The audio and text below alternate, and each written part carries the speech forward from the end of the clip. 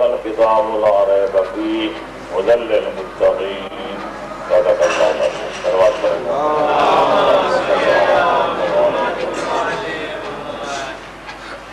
خداوند عالم ارشاد فرما رہا ہے کہ قرآن وہ صداقت شعار کتاب ہے کہ جس کے حق اور سچ ہونے میں کسی قسم سے کسی شبہ کرنے کی گنجائش نہیں.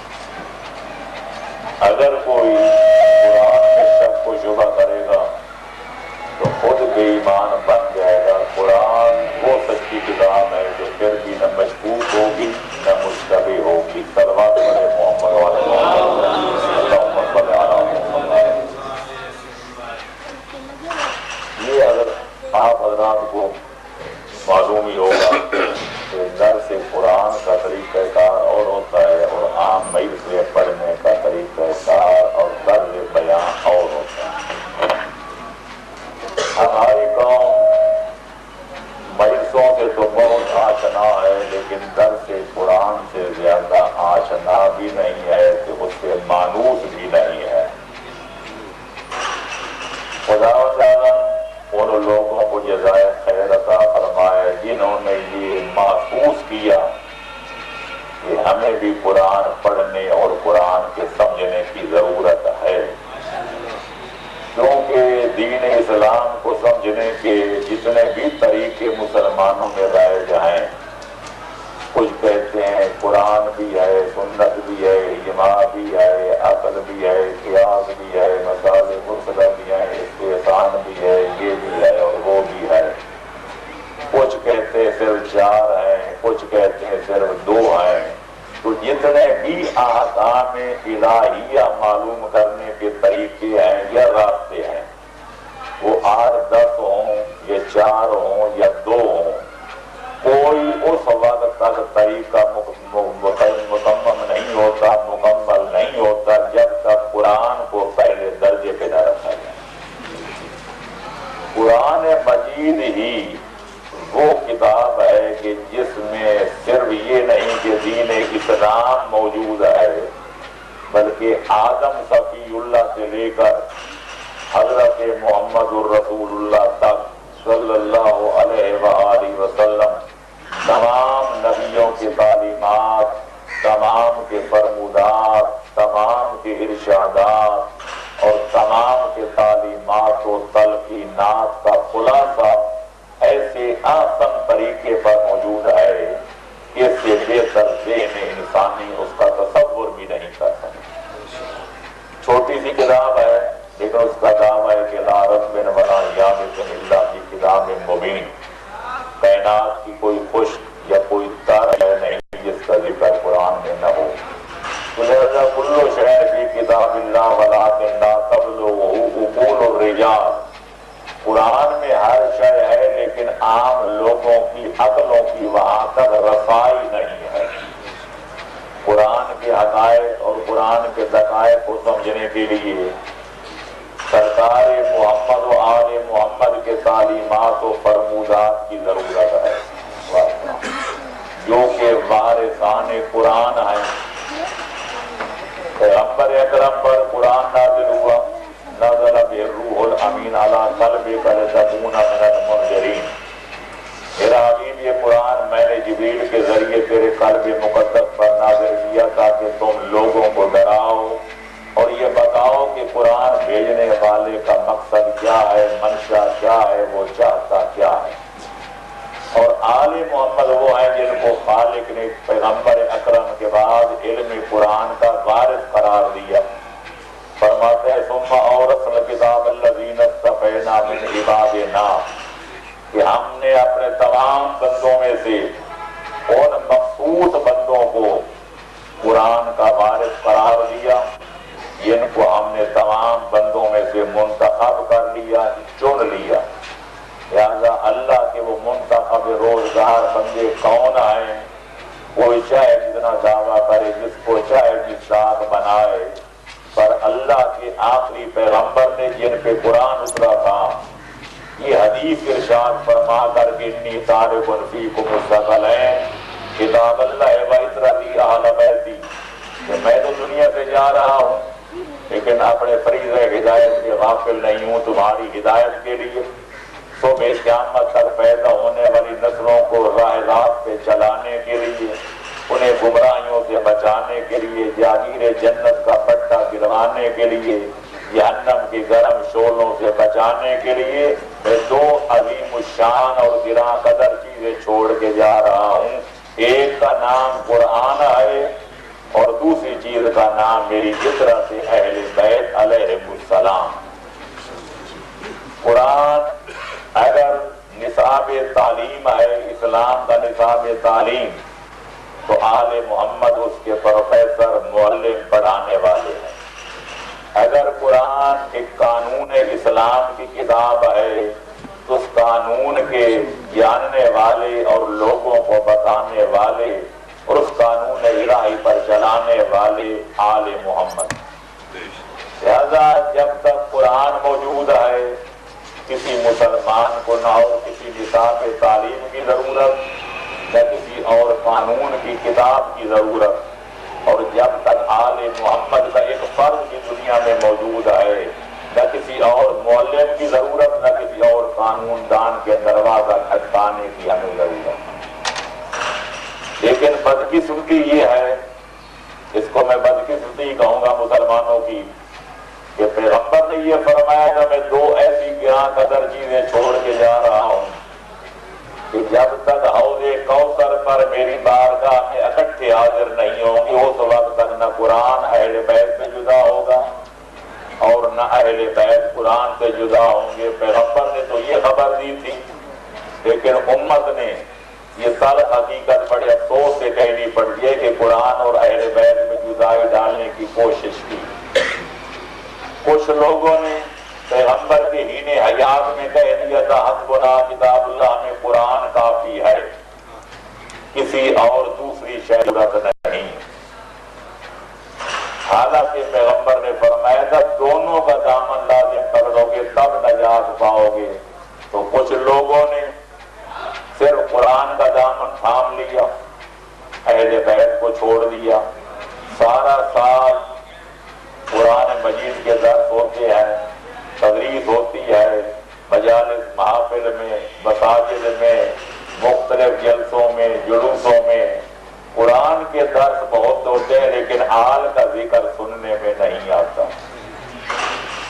ہمارے یہاں معافرتنا سارا سال مجالس ہوتی ہیں، آل محمد کے ذکر ہوتے ہیں، شبیر کا ماتم چاند میں ہے، شبیر کا ماتم تاروں میں، پر ہمارے ہاں قرآن کا درس نہیں ہوتا، قرآن کا ذکر نہیں ہوتا۔ تو پھر یہ کہا جا سکتا ہے کہ کچھ لوگوں نے صرف قرآن کو لے لیا، اہل بیت کو چھوڑ دیا، اور کچھ لوگوں نے ان کے ضد میں صرف اہل بیت کو لے لیا، قرآن کو چھوڑ دیا۔ لیکن یہ بات پلے باندھ لو، یہ دونوں لازم ملزوم ہے۔ صادق اور مصدوق نبی نے یہ فرما دیا کہ لن یفترقا، قیامت تک یہ دونوں آپس سے جدا نہیں ہوں گے۔ اگر جدا کرنے کی کوشش کی گئی، اگر صرف قرآن لیا گیا، اہل بیت کو چھوڑا گیا، تو قرآن کا دامن بھی چھوٹ جائے گا۔ قرآن کی سمجھ ہی نہیں آئے گی کہ اللہ نے قرآن میں نازل کیا کیا ہے۔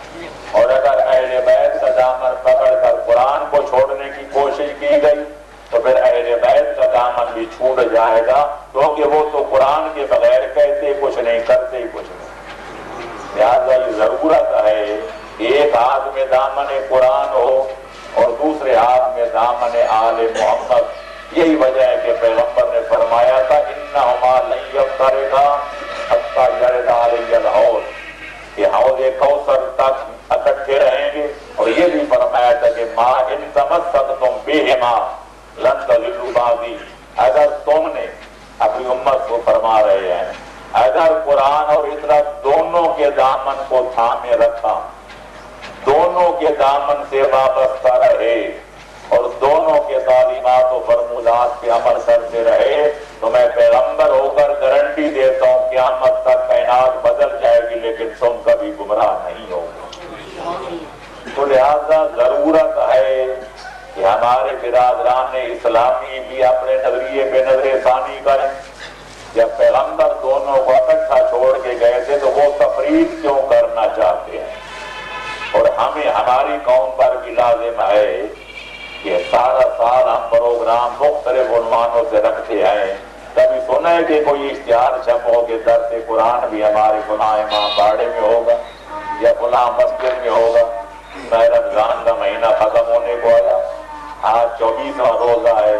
میں کہتا ہوں خدا بند عالم ان لوگوں کو جزائے خیر عطا فرمائے کہ جنہوں نے اس چیز کو محسوس کیا، اور زیادہ نہیں، اگر پورا مہینہ نہیں، آدھا مہینہ نہیں، 10 دن نہیں تو کم از کم 5 دن درس قرآن کا اہتمام کر کے دنیا پر واضح کر دیا کہ قرآن پر کسی اور کی اجارہ داری نہیں، ہم ہی قرآن کے حقیقی ماننے والے ہیں، جبکہ ہم ہی آل محمد کے ماننے والے ہیں.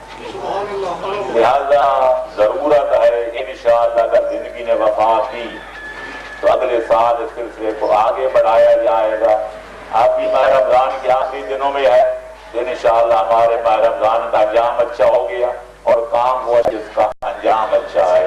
انشاءاللہ اگر سارا مہینہ نہیں تو رفتہ رفتہ انشاءاللہ 5 کے 10 دن بنیں گے، 10 کے پھر 15 بنیں گے، 15 کے 25 بنیں گے. وہ وقت بھی جلدی آ جائے گا انشاءاللہ. پورا مہینہ درس قرآن دیا جائے گا اور دنیا پر واضح کیا جائے گا کہ ہم وہ خوش قسمت قوم ہیں کہ جن کے ایک ہاتھ میں دامن قرآن ہے اور دوسرے ہاتھ میں دامن آل حباب. تو لہذا میرے دوستو ضرورت ہے اور سخت ضرورت ہے قرآن کو پڑھا جائے، قرآن کو پڑھایا جائے، قرآن کو سمجھا جائے، قرآن کو سمجھایا جائے. خیرکم من تعلم القرآن وعلمہ.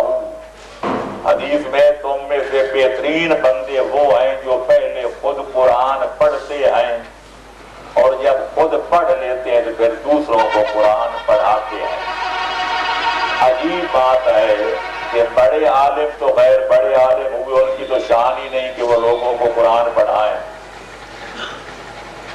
چھوٹے چھوٹے مولوی اور پیش نماز بھی ہمارے بھائیوں کی، جس چھوٹی سے مسجد میں چلے جاؤ صبح و شام 40-50 لڑکیاں لڑکے قرآن پڑھتے نظر آئیں گے. لیکن ہماری بڑی بڑی جامع مساجد ہیں اور یہ بات عرض کرنے میں مجھے خجالت محسوس ہو رہی ہے کہ ہمارے بچے دوسروں کے جا کر درسوں میں پڑھتے ہیں، ہماری بڑی بڑی مساجد میں بھی درس قرآن پڑھانے کا کوئی اہتمام نہیں ہے. تو یہ بہت بڑی شرم کی بات ہے. ہمارے مولوی صاحبان پیش نماز صاحبان بھی میں سمجھتا ہوں اپنی قصر شان سمجھتے ہیں کہ ہم چھوٹے چھوٹے بچوں کو جن کو ناک صاف کرنے کی ابھی تمیز نہیں ہے، چھوٹی چھوٹی بچیوں کو بیٹھ کے قرآن پڑھائیں. ماں بدولت تو بڑے بڑے بندوں کو بڑے بڑے مسئلے بتائیں گے. یہ چھوٹی چھوٹی باتیں پڑھانا یا قرآن کا درس دینا یہ معمولی بندوں کا کام ہے، بڑے مولویوں کا کام نہیں ہے. میں کہتا ہوں یہ کہہ کے پیغمبر اکرم کو نبیوں کی توہین نہ کرو. کتاب الہی کا درس دینا اور پڑھانا نبیوں کا کام ہے. اللہ نے پیغمبر اسلام کو معلم قرآن بنا کر بھیجا. وَوَالَّذِي بَعَثَ فِي الْأُمِّيِّينَ رَسُولًا مِّنْهُمْ. کل انشاءاللہ آپ جمعے کی نماز میں یہ سورہ جمعہ سنیں گے، پڑھنے والے پڑھیں گے. اللہ وہ ہے جس نے مکے کے رہنے والوں میں مکے کے رہنے والے کے سر پر تاج نبوت رکھ کر بھیجا، جس کے 4 فرائض ہیں. کیا؟ یتلو علیہم آیات ہی.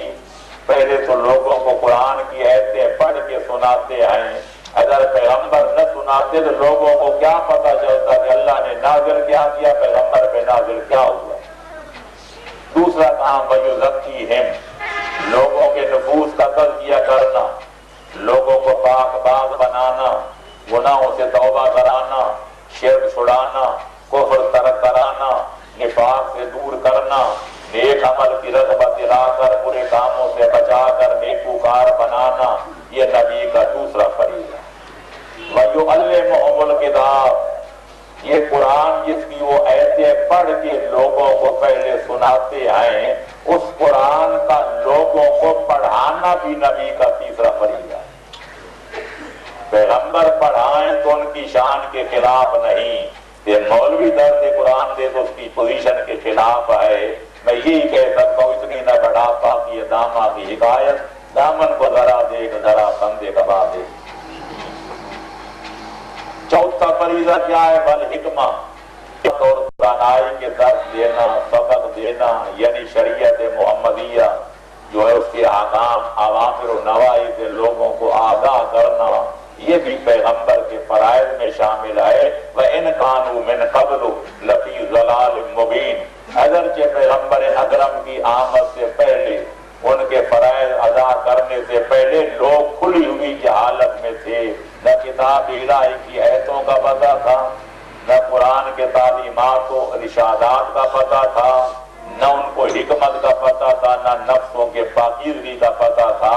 ایک ڈنگر تھے، ڈھور تھے، کھاتے تھے، پیتے تھے، مر جاتے تھے.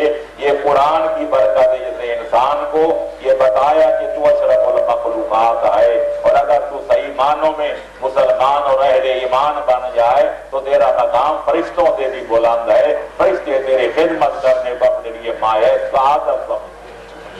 فرشتوں سے افضل ہے انسان بننا، مگر اس میں پڑتی ہے محنت زیادہ. لیکن افسوس سے کہنا پڑتا ہے، پھر بار بار میں کہہ رہا ہوں کہ ہم نے قرآن کو چھوڑ دیا، اور اس کے ساتھ ساتھ جب قرآن چھوٹ گیا تو پھر ظاہر ہے کہ اہل بیت کا دامن بھی حقیقتاً چھوٹ گیا. ورنہ اگر ہم قرآن اور اہل بیت دونوں کو مانتے، آج اختلاف نہ ہوتا، انتشار نہ ہوتا، خلفشار نہ ہوتا. آج ہر بندے کا عقیدہ ہے، اگر دماغ اور دلوں کو چیر کے دیکھا جائے، ہر بندے نے عقائد کا ایک نقشہ اپنے دل و دماغ میں گھڑا ہوا ہے. دین کا تصور بھی ہر بندے کا دوسرے سے الگ ہے. ہمارے عقائد، ہمارے نظریات، ہماری رسمیں، ہمارے رواج یہ بتاتے ہیں کہ ہم ایسے شتر ہیں کہ جن کے ناک میں کوئی نہار نہیں ہے. ہر بندہ سمجھتا ہے میں آزاد ہوں، میں آزاد ہوں، جو میرے ذہن میں آئے وہی میرا دین ہے، جو میری سمجھ میں آئے وہی میرا اسلام ہے، جو مجھے پسند ہے وہی میرا دین ہے. دین ذاتی پسند، ناپسند کا نام نہیں. دین کیا ہے؟ خدا کے بنائے ہوئے اور محمد و آل محمد کے پہنچائے اور پھیلائے اور بچائے ہوئے دین کو پسند کرے. لہذا ان کی پسند مقدم ہے، ہماری پسند کوئی سند نہیں. اور ان کی پسند جو ہے محمد و آل محمد کی، وہ خالق کے تابع ہے. پیغمبر وہ ہے وما ينطق عن الهوى ان هو الا وحی یوحی. جب تک اللہ کی وحی کا پہلے مطالعہ نہیں کرتے اس وقت تک منہ کھولتے ہی نہیں ہیں اور زبان سے کچھ بولتے ہی نہیں. اور آل محمد وہ ہیں وما تشاؤون الا ان یشاء اللہ. ان کے دلوں میں کوئی ارادہ ہی پیدا نہیں ہوتا جب تک پہلے خالق کی مرضی و منشا کا مطالعہ نہیں کرتے. تو لہذا پتہ چلا کہ اصل میں خالق اکبر کی پسنددار فرما ہے. جو خالق دین بنا دیتا ہے، نبی اسی دین کے پہنچانے والے ہوتے ہیں. جو اللہ بنا دیتا ہے نبی پہنچا دیتا ہے. جو نبی کے مسند کے وارث ہوتے ہیں وہ دین کے پھیلانے والے اور مشکل وقت آنے پر سب کوئی لٹوا کٹوا کے دین بچانے والے ہوتے ہیں. پھر بھی صلوات پڑھے محمد نعرہ تکبیر، نعرہ رسالت، نعرہ حیدری، آل محمد پر بلند تر صلوات. آج ہر جگہ یہ موضوع سخن ہے کہ مسلمانوں کے تنزل کا سبب کیا ہے، مسلمانوں کے ادبار کی وجہ کیا ہے، مسلمانوں کی ذلت و رسوائی کا باعث کیا ہے. تو اس کا جواب مختلف لوگ اپنی اپنی سمجھ کے مطابق دیتے ہیں. کوئی کہتے ہیں فلانی وجہ، کوئی کہتے ہیں فلانی وجہ. صحیح جواب وہ ہے جو ڈاکٹر اقبال نے دیا ہے. کہتے ہمارے بزرگ معزز کیوں تھے اور آج ہم ذلیل کیوں ہیں، وہ صاحب عزت و عظمت کیوں تھے اور آج ہم ذلیل و رسوا اور پسپا کیوں ہیں. کہتے سچی بات یہ ہے، کوئی مانے یا نہ مانے، وہ معزز سے زمانے میں صاحب قرآن ہو کر اور ہم ہوئے رسوا تارک قرآن. ہمارے بزرگوں کے معزز اور محترم ہونے کا باعث یہ ہے کہ وہ قرآن کے دامن کو تھامے ہوئے تھے، اور ہماری ذلت و رسوائی اور نکبت و پسپائی کا باعث یہ ہے کہ ہم قرآن کو چھوڑ چکے ہیں. آج چھوٹے چھوٹے جو ابھی ماؤں کے دودھ سے الگ ہوئے ہیں ان سے بھی پوچھو فلانا ٹی وی کا چینل کہاں لگتا ہے وہ فوراً بتا دیں گے فلانے نمبر پر، فلانا ریڈیو اسٹیشن کہاں لگتا ہے وہ فوراً بتا دیں گے فلاں پر۔ بزرگوں سے پوچھو سورہ یاسین کس پارے میں ہے تو بیچارے بغلیں جاگنے لگ جائیں گے، ان کو پتہ نہیں ہے کہ سورہ یاسین قرآن میں ہے بھی صحیح یا نہیں ہے۔ نعرہ حیدری! قرآن کو چھوڑنے کا نتیجہ، آل محمد کے تعلیمات سے جدا ہونے کا نتیجہ کیا ہے؟ غالباً بی اے کے لڑکوں کے بارے میں نے اخبار میں مضمون پڑھا تھا، ان سے پوچھا جاتا ہے بتاؤ مومن کی تعریف کیا ہے؟ شریعت میں مومن کسے کہتے ہیں؟ تو کئی لڑکوں نے بی اے کلاس کے لڑکے جواب میں لکھتے ہیں مومن خان مومن، دلی کے شہر کا تخلص تھا، عمر ساری تو کٹی عشق بتام یہ مومن، آخری وقت میں کیا خاص مسلمان ہو گئے۔ یہ مومن کی تعریف ہے کہ دلی کے شہر کا تخلص ہے مومن خان مومن۔ کافر کیا ہے؟ کافر کسے کہتے ہیں؟ جواب جی ادباء اور شعراء کی اصطلاح میں محبوب کو کافر کہتے ہیں، اسی کافر کو دیکھ کر جیتے ہیں جس کافر پہ دم نکلے۔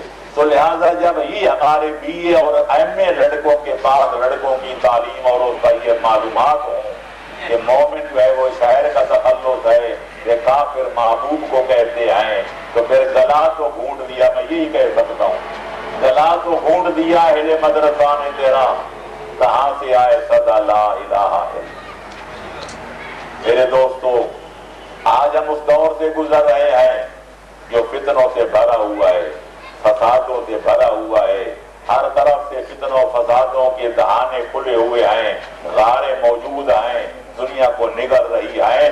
غالباً اسی دور کے بارے میں مخبر صادق پیغمبر اسلام صلی اللہ علیہ وآلہ وسلم نے فرمایا تھا، حکم دیا تھا، جیسا کہ ہماری اصول کافی جو احادیث آل محمد کی مستند ترین کتاب ہے، اور تفسیر صافی و قرآن اور نور الثقلین وغیرہ جو آل محمد کی احادیث کی روشنی میں قرآن کی تفسیریں لکھی گئی ہیں، ان میں یہ چیز موجود ہے۔ فرمایا اذلتبست الفتن کقطع اللیل المظلم فعلیکم بالقرآن۔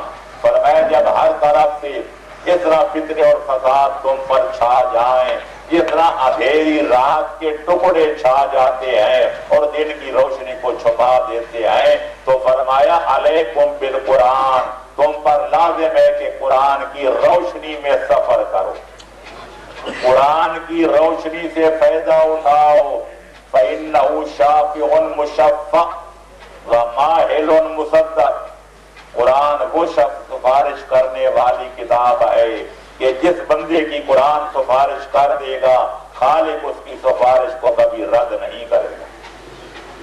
ماہل مصدق، یہ جو ایسا جھگڑالو ہے کہ جس کو بخشوانا چاہے گا تو بخشوا کے رہے گا، اور خدا کی بارگاہ میں جو کچھ کہہ دے گا وہ منوا کے رہے گا۔ من جعلہ امامہ قادہ الی الجنہ، جو قرآن کو اپنا رہبر بنائے گا، قرآن کے پیچھے چلے گا، قرآن اس کو لے کر جنت میں پہنچا دے گا۔ من جعلہ خلفہ قادہ ساقہ الی النار، اور جو قرآن کو اپنے پشت کے پیچھے باندھ دے گا، قرآن کو ترک کر دے گا، جالے کی زینت بنا دے گا، صندوقوں میں بند کر کے رکھ دے گا، یا غلاف پہ غلاف چڑھاتا جائے گا، نہ پڑھے گا نہ پڑھائے گا نہ سمجھے گا نہ سمجھائے گا، تو اس کو قرآن جہنم کی طرف کھینچ کے لے جائے گا۔ قرآن ہی ہمارے دین کا سب سے بڑا مدرک ہے، بشرطے کہ قرآن کو اہل قرآن سے لیا جائے، معادن وحی و تنزیل سے لیا جائے، تو قرآن جیسی کائنات میں کوئی کتاب نہیں ہے۔ یہ عالمین کے نبی پر عالمین کے رب نے نازل کی، عالمین کے لیے ذریعہ ہدایت بنا کر بھیجی، لیکن وہ خود فرماتے ھدی للمتقین، نتیجتاً اس سے فائدہ وہی اٹھائیں گے، ہدایت وہی پائیں گے، اس سے وہی بڑا فائد پائیں گے جن کے دلوں میں خوف خدا ہوگا۔ وہ قرآن کو توجہ سے سنیں گے تو ہدایت پا جائیں گے، رہنمائی پا جائیں گے، رحمت و برکت کے مستحق بن جائیں گے۔ لیکن جو گے وہ تمام ان روحانی دولتوں سے محروم رہ جائیں گے. صلوات پڑھیں محمد والے محمد. نعرہ تکبیر، اللہ اکبر. نعرہ رسالت، رسول اللہ نعرہ حیدری، یا آواز بلندتر صلوات. آدھ گھنٹہ میں بول چکا اور میں سمجھتا ہوں ویسے تو سمجھنا چاہیے میرے کے کلام کی یہ موضوع اتنا وسیع ہے کہ میں پوری 5 منٹ کے لیے جو ہماری محاورے ہیں قرآن کی اہمیت کا طور پر اس کو ختم نہیں ہوگی، لیکن میں سب کو اتنا کافی ہے. ہمیں اصل مقصد کی طرف آؤں گا تو ہمارا دین کیا ہے؟ آدھا دین عقائد ہیں، آدھا دین فروع ہیں. فروع دین میں کچھ اعمال، کچھ عبادات ہیں، کچھ معاملات ہیں، کچھ اخلاقیات ہیں، کچھ تمدنیات ہیں، کچھ معاشرتیات ہیں. میں کوشش کروں گا چونکہ دین کے اصول جو ہیں وہ اس کی بنیادیں ہیں، اور جب تک کسی کوٹھے کی، مکان کی یا کوٹھی کی یا کسی شے کی بنیاد مضبوط نہ ہو تو دیواریں زیادہ دیر تک قائم نہیں رہ سکتی. اور اگر بنیاد ٹیڑھی رکھ دی جائے تو چون حد میں مار کاج والی بات ہے، تاثریا میر اور دیوار کاج، تو آسمان اور کہکشاں تک بھی دیواریں چلی جائے وہ ٹیڑھی رہتی ہیں، کبھی سیدھی نہیں ہوتی. تو میں کوشش کروں گا کہ ان درسوں میں پہلے اصول بیان کیے جائیں، پھر فروع میں سے جتنا وقت ملے کچھ ان کا تذکرہ کیا جائے. اور جب اصول کی بات آتی ہے تو میرے دوستوں، عزیزوں، بزرگوں، یہ مت بھولو کہ جتنے اصول ہیں، اصول دین ہیں، اصول ایمان ہیں، اصول مذہب ہیں، اصول اسلام ہیں، وہ ظاہر ہے کہ 5 ہیں. سب میں سے جو اصل الاصول ہے، جو اصولوں کی بھی اصل ہے، جس پر سارے عقائد قائم ہیں، وہ عقیدہ توحید پروردگار. اور یہ میں اپنی طرف سے نہیں کہہ رہا، قرآن بھی بھرا پڑا ہے، لیکن میں بہتر سمجھتا ہوں کہ اس نبی کا فرمان سنا دوں جس کا ہم کلمہ پڑھتے ہیں. ان کی حدیث شیخ صدوق نے اپنی کتاب التوحید میں، علامہ ملسی نے بہار الانوار میں، باقی علماء اعلام نے اپنی تمام کتب حدیث و تفسیر میں یہ لکھا ہے کہ پیغمبر فرماتے ہیں اول الدین معرفت، کہ دین کا پہلا بنیادی پتھر جس پر دین کی عمارت کھڑی کی گئی ہے وہ معرفت پروردگار. اور یہ جناب امیر فرماتے ہیں نہج البلاغہ کے پہلے خطبے میں کہ اول الدین معرفت، کہ دین کیا ہے؟ دین کا حجر اساسی، بنیادی پتھر جس پر سارے دین کی عمارت کھڑی ہے وہ معرفت رب العالمین ہے. اگر خدا کی معرفت ہے نبی علی کے فرمان سے واضح ہو گیا. اگر معرفت خدا ہے تو پھر معرفت مصطفیٰ بھی ہے، پھر معرفت آل عبا بھی ہے، پھر معرفت عدل و نبوت و امامت بھی ہے، پھر معرفت قیامت بھی ہے، پھر نماز بھی ہے، پھر روزہ بھی ہے، پھر حج بھی ہے، زکوٰۃ بھی ہے، خمس بھی ہے، جہاد بھی ہے، اوامر بھی ہے، نواہی بھی ہے، سب کچھ ہے. اور اگر خدا کی معرفت ہی نہیں ہے تو پھر دین کا سنگ بنیاد نہیں ہے، اس کی کوئی بنیاد نہیں ہے. اور جس شے کی کوئی بنیاد نہ ہو وہ زیادہ دیر تک نہیں چل سکتی اور نہیں رہ سکتی. کاغذ کی کشتی بناؤ گے تو پانی میں ڈوب جائے گی، اور اگر لکڑی کی ہڈیاں بناؤ گے تو تھوڑی دیر کے بعد جل بھن جائے گی. لہذا دین کو سمجھ رہے ہیں تو پہلے توحید کو سمجھنا پڑے گا. صلوات پڑھیں محمد والے محمد. وقت بالکل تھوڑا ہے، میں چاہتا یہ تھا کہ تمہیدیں بھی ختم ہو جاتی، توحید کا مسئلہ بھی، لیکن نہیں ہے تو ہو سکے گا.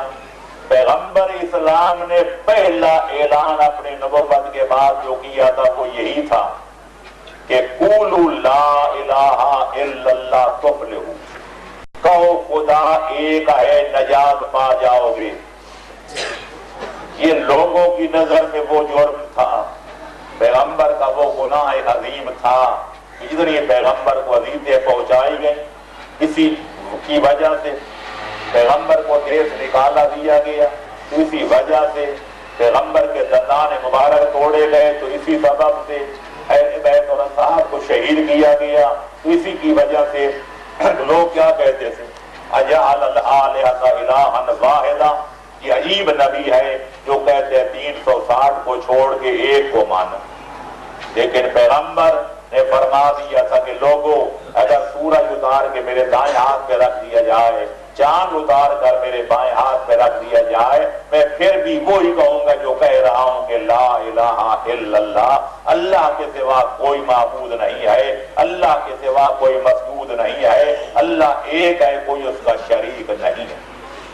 لہذا قرآن بھرا پڑا ہے کہ خدا فرماتا ہے اذا ذکر اللہ وحدہ اشمئزت قلوب الذین لا یؤمنون، جب اللہ کی توحید کا ذکر کیا جائے تو بے ایمانوں کے دل پھوڑنے لگ جاتے ہیں کہ یہ اللہ کی وحدانیت کا کیوں ذکر کرتے ہیں۔ وَإِذَا ذُكِرَ اللَّهُ، اور جب اللہ کے ساتھ اوروں کا ذکر کیا جائے وَإِن يُشْرَكْ بِهِ، اگر اللہ کا کوئی شریک بیان کیا جائے کہ اللہ کے اور بھی ساتھی ہیں، اکیلا نہیں، تو پھر وہ بڑے خوش و خرم ہو جاتے ہیں۔ تو میرے دوستوں، میرے عزیز اور بزرگوں، یہ عقیدہ ظاہراً تو سب کہتے ہیں لا الہ الا اللہ، لیکن سمجھنے والے تھوڑے ہیں کہ لا الہ الا اللہ کا مقصد کیا ہے، معنی کیا ہے، مفہوم کیا ہے۔ میں نے عموماً دیکھا ترجمہ جب سنی شیعہ کرتے ہیں لا الہ تو کہتے ہیں کوئی معبود نہیں سوائے اللہ کے، یہ معنی غنا کے ساتھ۔ کوئی کہتے ہیں کوئی مسجود نہیں، لائق عبادت کوئی نہیں سوائے اللہ کے، کوئی سجدے کے لائق نہیں سوائے اللہ کے، کچھ معنی کرتے ہیں کوئی کچھ۔ تو میں کہتا ہوں آؤ آج اللہ کا قرآن سامنے رکھ کے 20واں پارہ کھول کے چند آیتیں اور ان کا ترجمہ آپ کو میں سناؤں گا تاکہ پتہ چل جائے کہ قرآن کی اصطلاح میں الہ کسے کہتے ہیں۔ انشاءاللہ آپ جب یہ قرآن کی آیتیں اور ان کا ترجمہ سنیں گے تو آپ کو پتہ چل جائے گا کہ الہ شریعت کی زبان میں، قرآن اور آل محمد کی زبان حق ترجمان میں الہ اس کو کہتے ہیں جو 15 کم از کم 15 کام کرے اور جن کاموں میں کوئی اس کا شریک نہیں ہے۔ صلوات پڑھو محمد و آل محمد، پھر بھی صلوات پڑھے محمد و آل محمد۔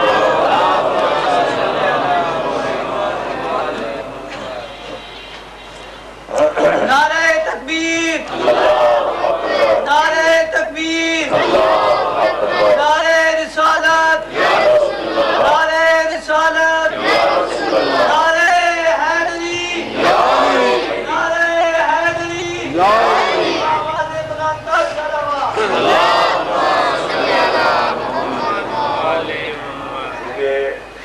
پانچ برکات 10 منٹ پر یہ پروگرام ختم کرنا ہے تاکہ نماز کسی کو دودھ وغیرہ کرنا چاہے تو 5 منٹ کو دیکھیے یا 5 منٹ، اور ظاہر ہے کہ میں چاہتا ہوں کہ 20 منٹ سوال و جواب کے لیے بھی قربان کیا جائیں تو زیادہ لے دے کے تقریباً پونا گھنٹہ جو ہے یہ درس قرآن چلے گا، باقی 15-20 منٹ سوال و جواب ہوں گے، اس کے بعد نماز کی تیاری۔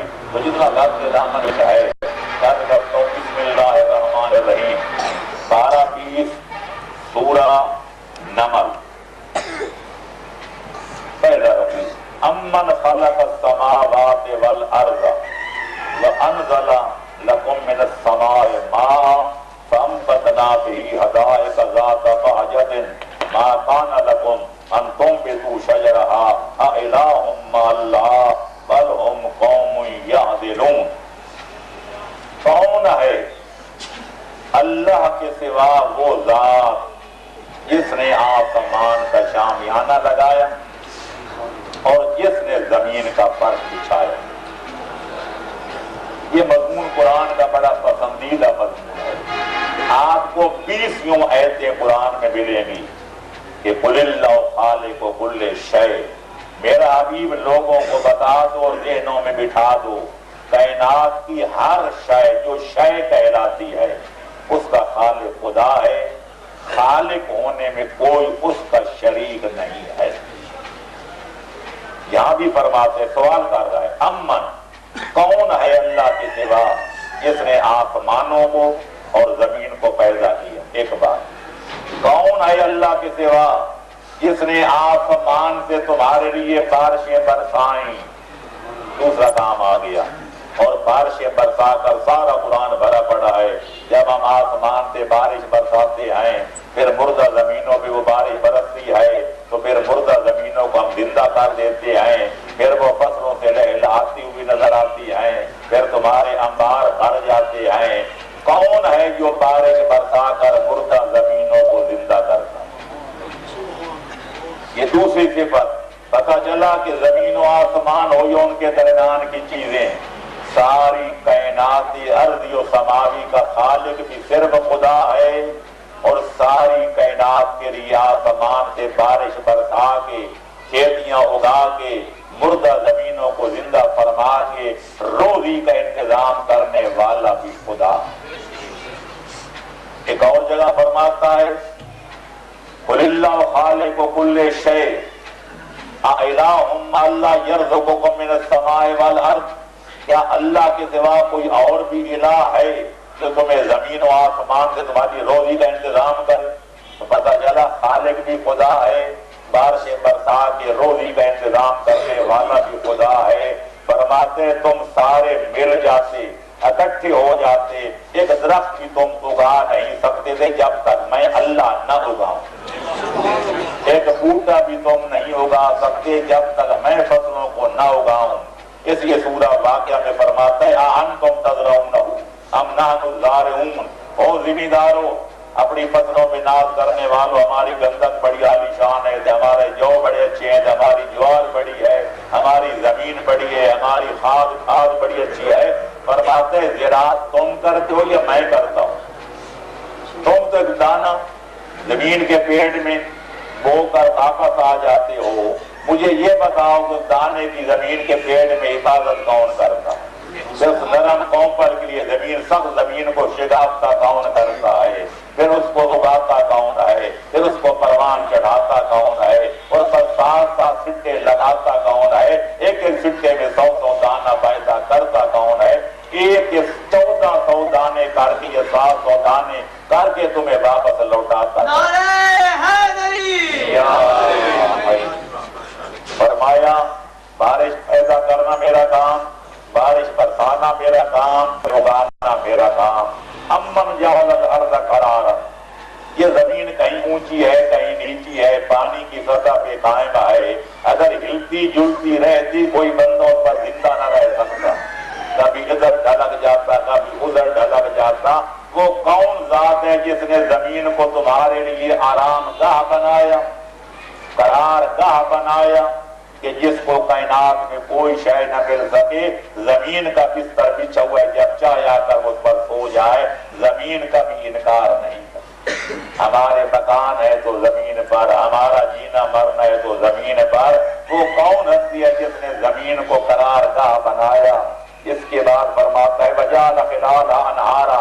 اور پھر وہ کون ذات ہے جس نے چشمے جاری کر کے تمہاری کھیتی باڑیوں کے لیے، تمہارے حیوانات کے لیے، وہ تمہارے لیے پانی پینے کا انتظام فرمایا. 4 کام. وجعل بین البحرین حاجزا. وہ کون ہستی ہے؟ ادھر ہے سمندر ہے ایک، ادھر ہے میٹھا پانی، ادھر ہے کڑوا پانی، ادھر ہے نمکین پانی، ادھر ہے خود بڑا دوسرا میٹھا پانی، اور درمیان میں کوئی حد فاصل بھی نہیں ہے، کوئی دیوار بھی نہیں ہے. وہ کون ہستی ہے جو کھارے کو میٹھے میں نہیں ملنے دیتی اور میٹھے کو کھارے میں شامل نہیں ہونے دیتی؟ وہ کون ہے جس نے قدرت کاملہ کی دیواریں کھڑی کر دی ہیں؟ ادھر والا پانی ادھر ہے اور ادھر والا ادھر ہے. یہ کچھ کہہ کے فرماتا ہے الہ مع اللہ. کوئی ہے میرے سوا اور بھی الہ؟ لا الہ الا اللہ. الہ کے معنی سمجھو. 5 صفتیں آ گئیں. 5 کام اپنے بیان کر کے پوچھتے ہیں الہ مع اللہ. کیا میرے علاوہ کوئی اور بھی الہ ہے؟ استفہام انکاری ہے. اللہ کے سوا کوئی الہ نہیں ہے، کوئی اس کا شریک نہیں ہے. تو یہ سارے کام اللہ کے ہیں، اللہ کرتا ہے. ان کاموں میں اس کا کوئی شریک نہیں ہے. بل اکثرهم لا یعلمون. اللہ فرماتے ہیں لوگ یہ باتیں نہیں سمجھتے. کیوں؟ اکثر لوگ بیچارے بے علم ہیں، ان کو علم نہیں ہے، ان میں عقل نہیں ہے. اگر عقل بھی ہوتی، علم بھی ہوتا تو کائنات میں کسی شے کو میرا شریک نہ بنا. صلوات پڑھیں محمد و آل محمد صلی اللہ علیہ وسلم. امن یجیب المضطر اذا دعاہ ویکشف السوء. 6ٹھی صفت.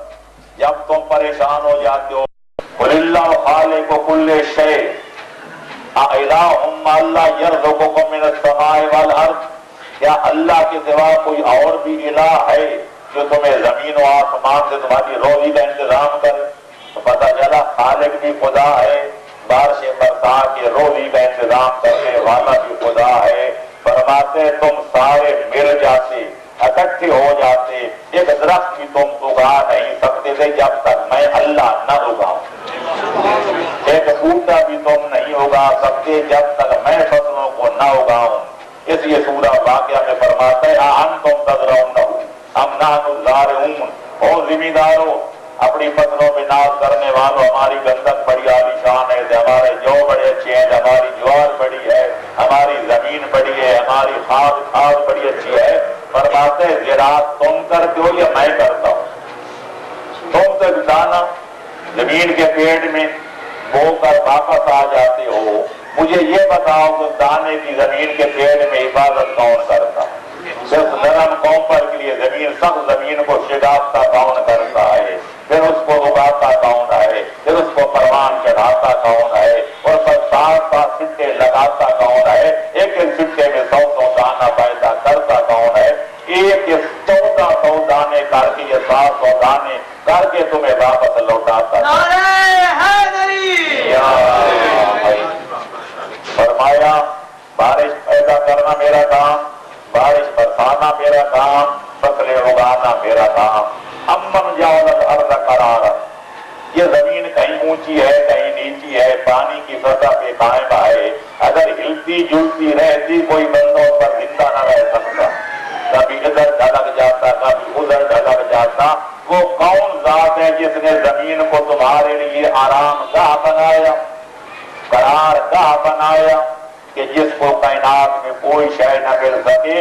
زمین کا بستر بچھا ہوا ہے، جب چاہے آتا اس پر سو جائے، زمین کا بھی انکار نہیں ہے۔ ہمارے مکان ہے تو زمین پر، ہمارا جینا مرنا ہے تو زمین پر۔ وہ کون ہستی ہے جس نے زمین کو قرار گاہ بنایا؟ اس کے بعد فرماتا ہے وجعل خلالها انہارا، اور پھر وہ کون ذات ہے جس نے چشمے جاری کر کے تمہاری کھیتی باڑیوں کے لیے، تمہارے حیوانات کے لیے، وہ تمہارے لیے پانی پینے کا انتظام فرمایا۔ 4 کام۔ وجعل بین البحرین حاجزا، وہ کون ہستی ہے؟ ادھر ہے سمندر ہے ایک، ادھر ہے میٹھا پانی، ادھر ہے کڑوا پانی، ادھر ہے نمکین پانی، ادھر ہے خود بڑا دوسرا میٹھا پانی، اور درمیان میں کوئی حد فاصل بھی نہیں ہے، کوئی دیوار بھی نہیں ہے۔ وہ کون ہستی ہے جو کھارے کو میٹھے میں نہیں ملنے دیتی اور میٹھے کو کھارے میں شامل نہیں ہونے دیتی؟ وہ کون ہے جس نے قدرت کاملہ کی دیواریں کھڑی کر دی ہیں؟ ادھر والا پانی ادھر ہے اور ادھر والا ادھر ہے۔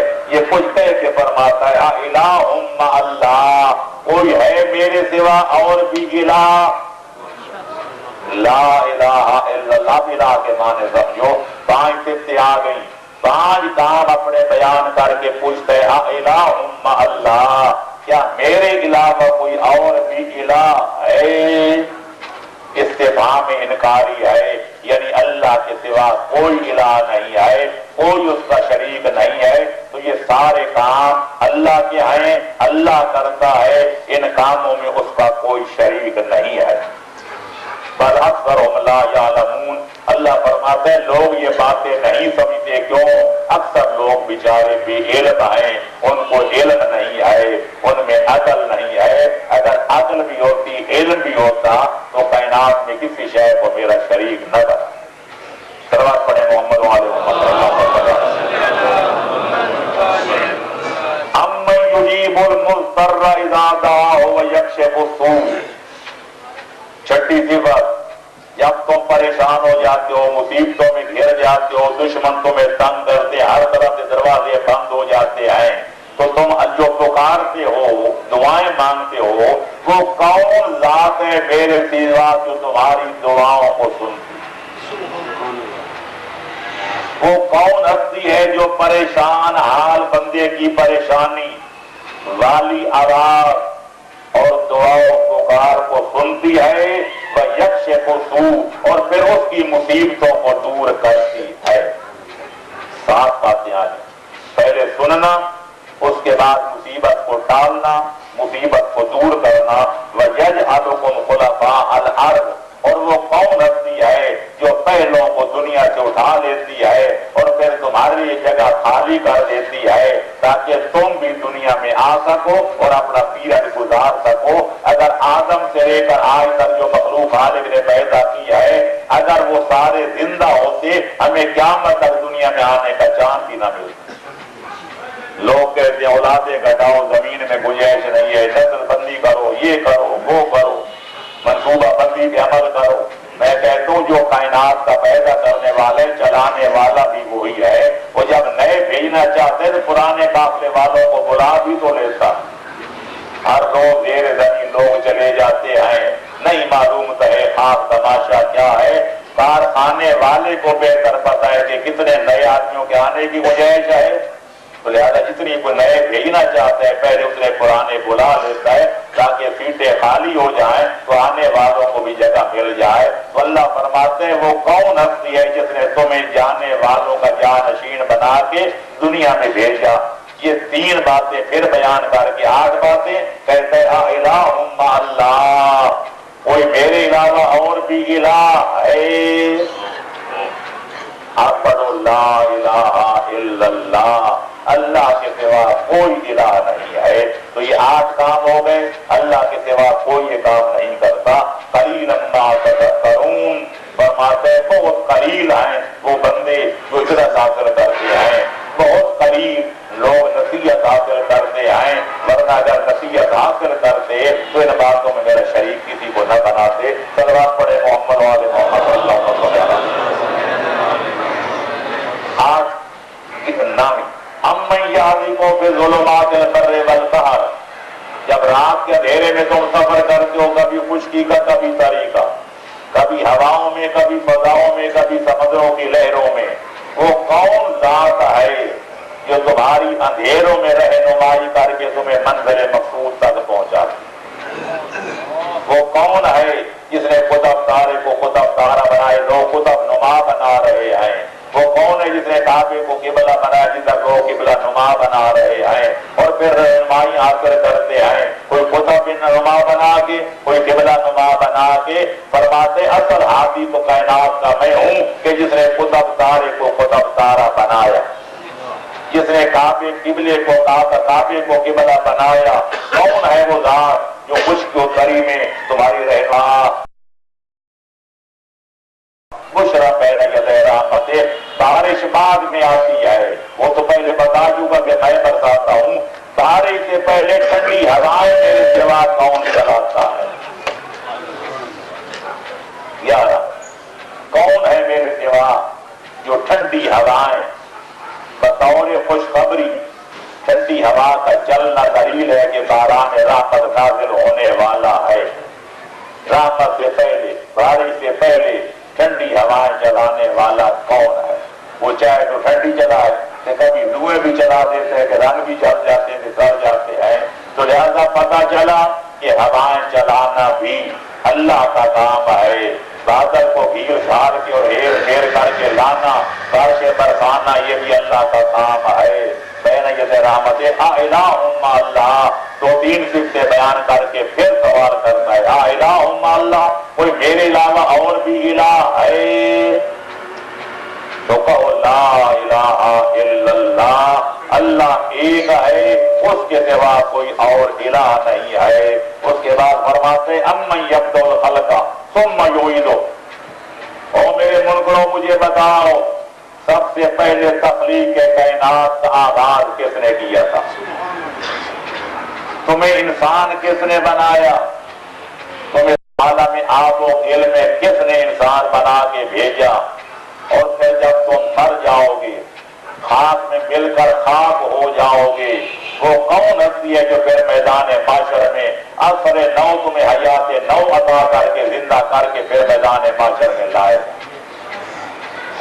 ہمارا بن گیا تیرا صلوات پڑھے محمد علیہ وسلم۔ وہ کون ہے جو پہلے مخلوق کو پیدا کرتا ہے پھر ان کو دوبارہ زندہ کر کے لائے گا، جس کا کافروں کو انکار تھا کہ جب اذا متنا وکنا ترابا، جب ہم مر جائیں گے خاک میں مل کر خاک ہو جائیں گے تو آئندہ لفی خلق جدید پھر کون ہمیں زندہ کر کے لائے گا؟ تو قرآن کہتے ہیں قل یحیی الذی انشأھا اول مرہ، ان کو دوبارہ وہی زندہ کرے گا جس نے پہلے ان کو پیدا کیا تھا۔ تو لہذا فرماتے ہیں میرے سوا وہ کون ہے جس نے تمہیں پہلی بار پیدا کیا اور پھر دوبارہ تمہیں زندہ کر کے لائے گا؟ پھر آگے فرماتے ہیں ومن، چوتھی بار فرماتے ہیں ومن یرزقکم من السماء والارض، بتاؤ میرے سوا کون ہستی ہے جو کبھی زمین سے اور کبھی آسمان سے تمہاری روزی کا انتظام کرتا ہے؟ میرے سوا کوئی اور بھی رازق ہے؟ الہ مع اللہ، پھر وہی سوال، کیا میرے علاوہ کوئی اور بھی الہ ہے؟ میرے علاوہ کوئی اور بھی خدا ہے؟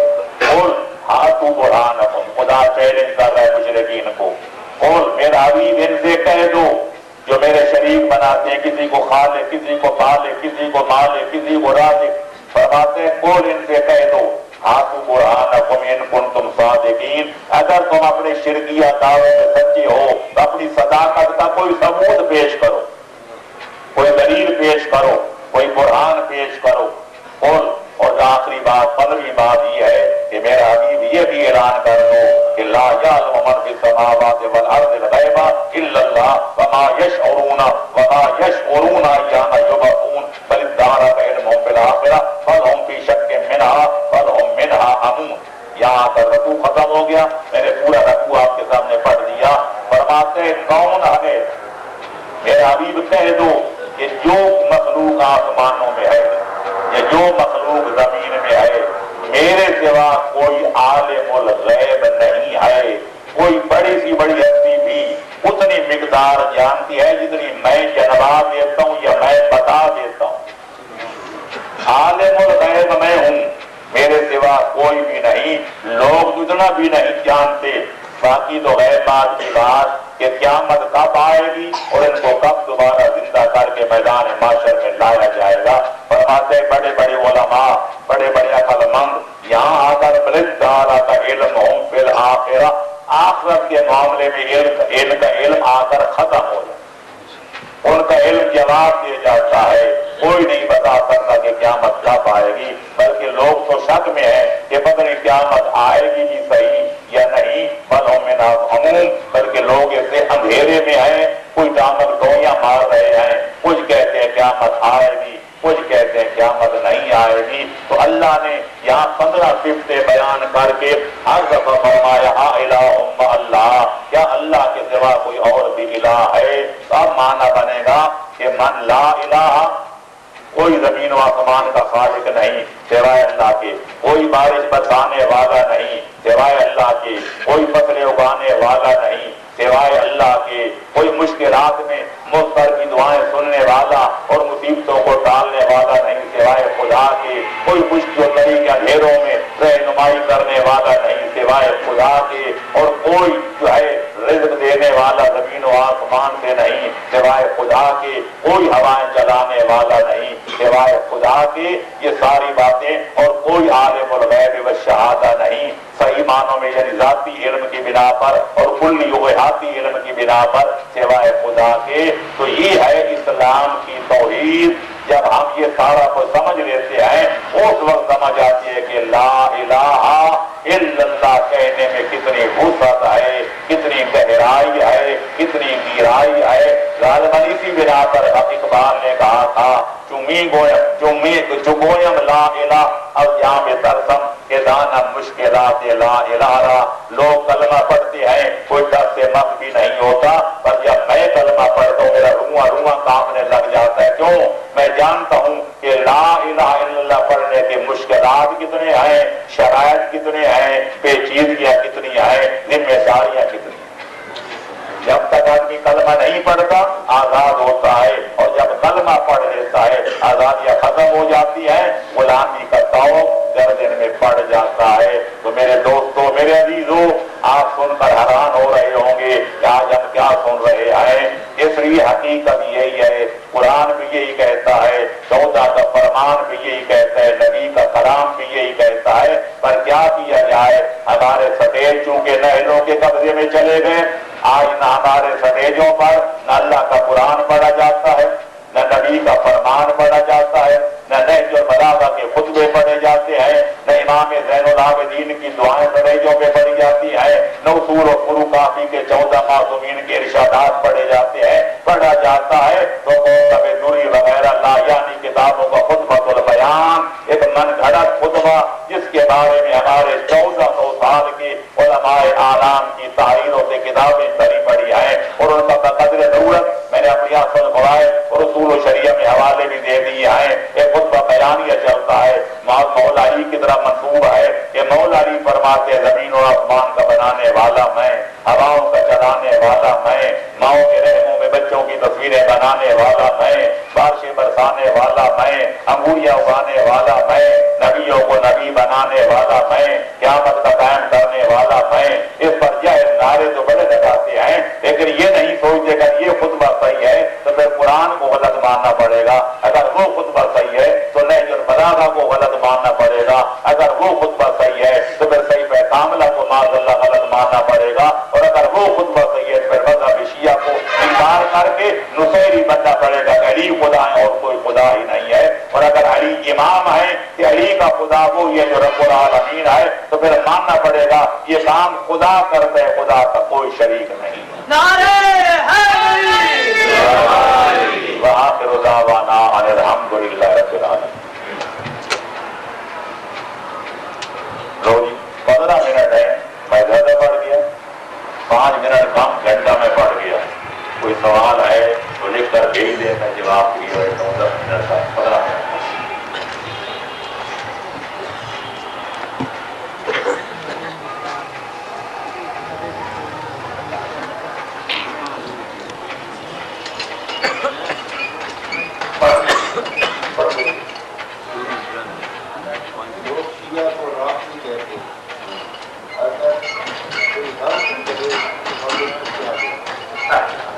یہ تو بڑی فضیلت ہے کہ مقاموں کی علیحدہ ملتی امام اسلام اور صحابہ علیہ السلام۔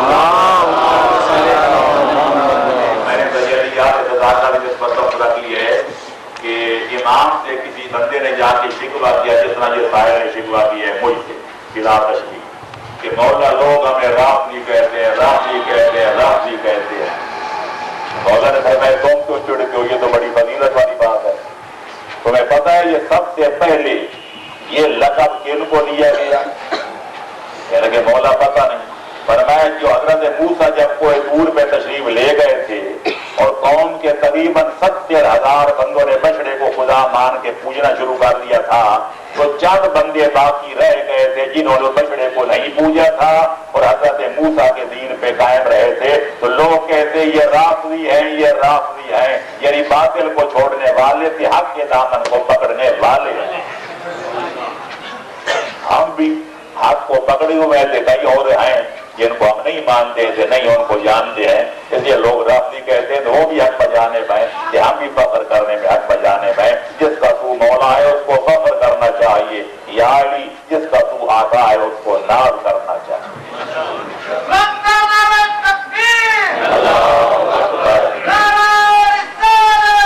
یا رسول اللہ، یا علی، ماشاء اللہ۔ لوگ کہتے ہیں کہ آپ وہابیت کی تبلیغ کرتے ہیں۔ یہ وہی سوال ہے، امام شافعی کہتے ہیں کہ لوگ کہتے ہیں کالو طرف پڑتا، لوگ کہتے ہیں تو رافضی بن گیا، کیوں کہ تو علی کے فضائل بیان کرتا ہے۔ کالو طرف پڑتا بول تو کلّا، لوگ کہتے ہیں تو رافضی ہے، میں کہتا ہوں ہرگز نہیں۔ ولیکن تولیت غیر شک خیر حاضم و خیر رہبر و خیر رہنما۔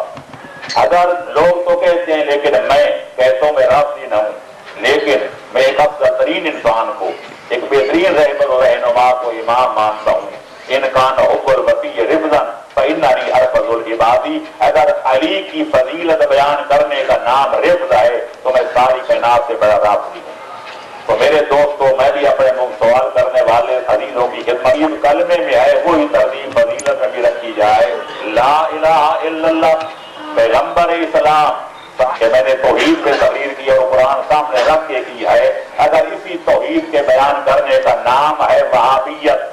اعتراف رکھنا خدا سب سے بڑا وہابی ہے جس کا نام ہی وہاب ہے، کہ پھر نبی بھی وہابی ہیں کہ ان کے خطبوں سے بھی توحید کی شان چھلک رہی ہے، اور اب میں یہ نصیحت بھی ہوگی ورنہ میں کہہ دیتا کہ نبی سے بڑھ کر بھی علی بڑے وہابی ہیں، کیونکہ نہج البلاغہ کی 3 جلدوں میں کوئی خطبہ ایسا نہیں جس میں توحید کی شان چھلک نہ رہی ہے۔ تو میرے دوستوں خدا کے لیے اچھی باتیں وہابیوں کے حوالے نہ کرو۔ میں نے تو اپنی اصول و شریعہ کے غالباً 14ویں باب میں یہ ثابت کیا ہے کہ اصل توحید کے ماننے والے تم شیعان علی ہیں، جنہوں نے توحید پروردگار محمد و آل محمد سے لیا ہے۔ لہذا آپ توحید کا بات ہے تو کہتے ہیں یہ تو وہابی ہے، اگر شان رسالت آ جائے تو کہتے ہیں یہ بریلوی ہے، کہ باقی ہمارے پاس کیا رہ جائے گا؟ توحید کوئی لے گیا، رسالت کوئی لے گیا۔ اگر دونوں چیزیں چلی گئی تو امامت ہمارے پاس جو رہ جائے گی، وہ توحید کے بغیر کیا ہے، وہ رسالت کے بغیر کیا ہے؟ امام اللہ کا ولی ہوتا ہے کہ پیغمبر کا وصی ہوتا ہے، جب دونوں آپ نے چھوڑ دیے پھر آپ کے پاس رہ کے گیا۔ توحید بھی ہماری ہے، ہم نے محمد و آل محمد سے سیکھی ہے یا اللہ کے قرآن سے سیکھی ہے، اور باقی غیر کی بھی الحمدللہ ہم نے محمد و آل محمد سے لیا ہے۔ لہٰذا یہ کسی اور کو ٹھیکہ نہ دو، بلکہ یہ آپ کا مال ہے، اپنے مال کو محفوظ رکھو۔ جی موجودہ دور میں ہماری ذمہ داریاں جبکہ قائد ملت جیل دی۔ جی آپ خدا امتحان لیتا ہے نا، یہ بھی امتحان کا وقت آ گیا کہ ہم ان کی رہائی کے لیے کیا کرتے ہیں۔ میں کروں گا ہماری ذمہ داری یہ بھی نہیں کہ قانون کو ہاتھ میں لیں اور توڑ پھوڑ شروع کر دیں، ملک کا نقصان کریں، ملت کا نقصان کریں، بے قصوروں کو نقصان کریں، لیکن احتجاج کا حق خالق نے ہر مظلوم کو دیا ہے۔ لا یحب اللہ الجہر بالسوء من القول الا من ظلم۔ اللہ فرماتے ہیں میں کسی کی برائی کو اونچی آواز میں بیان کرنا پسند نہیں کرتا، ہاں میں مظلوم کو حق دیتا ہوں کہ ظالم کے خلاف آواز بلند کرے۔ آپ احتجاج کریں اور اپنی آواز حکومت کے ایوانوں تک پہنچائیں، متحد ہو کر اپنا اپنا سرسوم حکومت کے اہلکاروں سے بھی ملیں، مجلس عمل جو جن کے ساتھ مولانا کا اتحاد بھی ہے ان سے رابطہ رکھیں، اپنی طرف سے اخبارات میں بیان دلوائیں اور احتجاج کریں تاکہ پتہ چل جائے حکومت کو بھی قائد صاحب کے ساتھ قوم آئے، اور اگر ان کو خدا نخواستہ بلا جرم بے خطا اگر کوئی گزند پہنچایا گیا تو پھر اس کا نتیجہ اچھا نہیں نکلے گا۔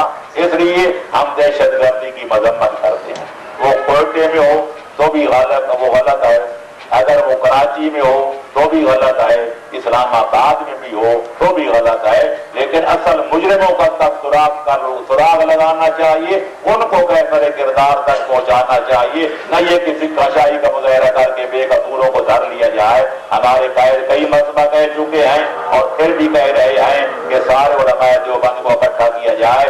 جو طریقہ شریعت کا وہ خانہ کعبے میں جا کر قرآن اٹھا کے بھی کہنے کے لیے تیار ہے، اس قدر کی سازش کا انہیں علم تک بھی نہیں۔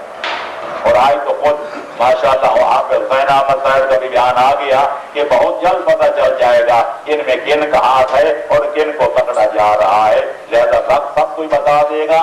آپ دیکھیے تیل دیکھیے، تیل کی دھار دیکھیے، خداوند عالم ہمیں دہشت گردی سے، فرقہ واریت کی لعنت سے محفوظ فرمائے، اور سارے مسلمانان عالم کو عموماً اور پاکستان کے سنی شیعہ مسلمان بھائیوں کو خصوصاً بھائیوں کی طرح اکٹھا جینے مرنے کی توفیق عطا فرمائے۔ اللہ حق کی صلات و سلامتی کے لیے بلند تر صلوات۔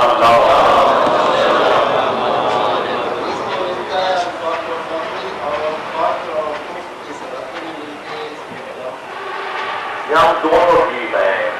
فخر جو ہے وہ فخر جو پیغمبر اکرم نے فرمایا کہ فخر میرے لیے سرمایہ فخر ہے، لوگوں نے سمجھا بھوک نام، حالانکہ فخر سے مراد ہے اللہ کا محتاج ہونا۔ اور اس قرآن کی آیت پڑھ دیتا ہوں تاکہ یقین ہو جائے، اللہ خود فرماتے ہیں انتم الفقراء الی اللہ واللہ هو الغنی الحمید، تم سب کے سب میرے فقیر ہو، میرے محتاج ہو۔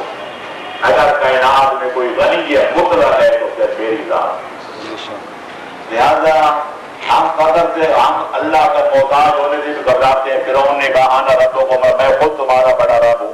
اور باقی ہمارے لینڈ لارڈ زمیندار علماء کرام سے بڑے بڑے بزرگان، ہم اپنے آپ کو فرعون سے کم نہیں سمجھتے. میرے جیسا کون تھے، میرے جیسا کون. پیغمبر اپنی عظمت و جلالت کے باوجود فرماتے ہیں اللہ کا محتاج ہونا میرے لیے سرمایہ فخر و ناز. لہٰذا یہاں وہ فخر مراد نہیں جس کے بارے میں کہ قاتل فقر و یکون کفرن، یہ بعض اوقات فقر و فاقہ آدمی کو کفر تک پہنچا دیتے ہیں. جب گھر نہ پیٹ میں روٹی ہو، کہ نہ کوئی موٹی ہو، کہ نہ بچوں کا خرچہ ہو، کہ نہ کوئی بیوی کا نام و نفقہ ہو، پھر آدمی خدا کا بھی انکار کر دیتا ہے. خدا نے قرآن نے کتنا دیا تھا، مجھے اتنا بھی نہیں دیتا کہ وقت گزار سکوں. تو وہ فقر اور ہے، یہ فقر اور ہے. اور اگر فرض کرو یہ فقر بھی مراد لیا جائے تو پیغمبر اکرم اس فقر سے بھی نہیں گھبراتے. کیوں کہ بقول کسی شہر کے تیری خاک میں ہے اگر شرر تو خیال فقر و غنا نہ کر، کہ جہاں میں نان شہیر پر ہے مدار قوت ہے.